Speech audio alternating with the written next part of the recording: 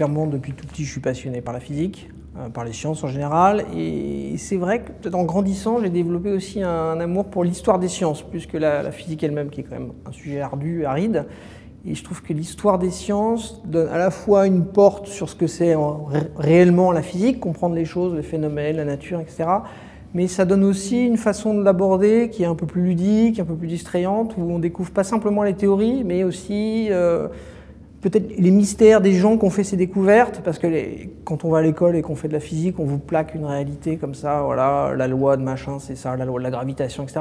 Mais on ne sait pas comment les gens sont arrivés à ça, on ne sait pas quel est le mystère que les gens n'arrivaient pas à résoudre et qui a abouti à cette découverte. Et puis on ne connaît pas toutes les petites histoires qu'il y a derrière, alors que l'histoire des sciences regorge de coïncidences, de découvertes improbables, de querelles de scientifiques, etc. Donc c'est un terreau formidable, je trouve, à la fois pour comprendre et pour s'amuser. Et puis la deuxième raison est un peu plus presque anecdotique, c'est que j'ai eu l'idée un peu saugrenue il y a quelques années d'écrire un petit livre pour mon fils comme cadeau de Noël. Et c'était un petit livre sans aucune prétention littéraire, mais qui voulait raconter l'histoire de la lumière, l'histoire des découvertes scientifiques sur la lumière. Et puis en faisant des recherches pour écrire ce livre, je suis tombé sur une espèce de pépite. Enfin, moi j'ai trouvé que c'était une pépite, un petit épisode assez méconnu de l'histoire des sciences et qui m'a paru tellement incroyable que je me suis dit qu'il y avait une histoire à raconter et voilà comment est né le livre.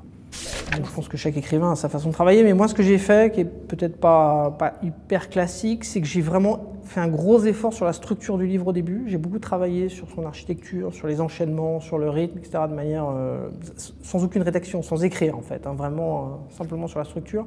Et une fois que j'avais ce socle-là, c'était plus facile d'écrire dans des endroits totalement improbables, dans des aéroports, dans le train, dans le métro, en attendant quelqu'un, dans une salle d'attente, etc. D'écrire des petits bouts de phrases, des scènes, des événements, des émotions, parce que toute la structure était déjà bien arrêtée. Disons qu'il s'agit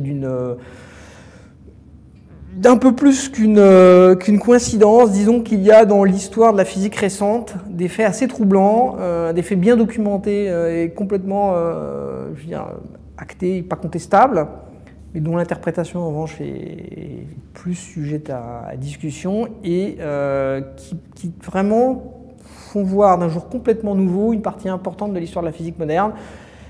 Bon, c'est difficile parce que j'ai pas envie de raconter la fin du livre, mais je trouve qu'il y avait vraiment un terreau à raconter une histoire assez extraordinaire. Quand j'ai écrit le livre, il y a eu des moments, j'ai eu l'impression de rien faire d'autre que reconstituer la pièce d'un puzzle. C'est-à-dire, j'ai eu l'impression d'attraper une collection de faits historiques et scientifiques et qui étaient faits pour s'agencer et pour former l'histoire. Donc c'est ça qui en fait aussi a conduit le livre à ce qu'il est, c'est que ça s'est presque fait naturellement.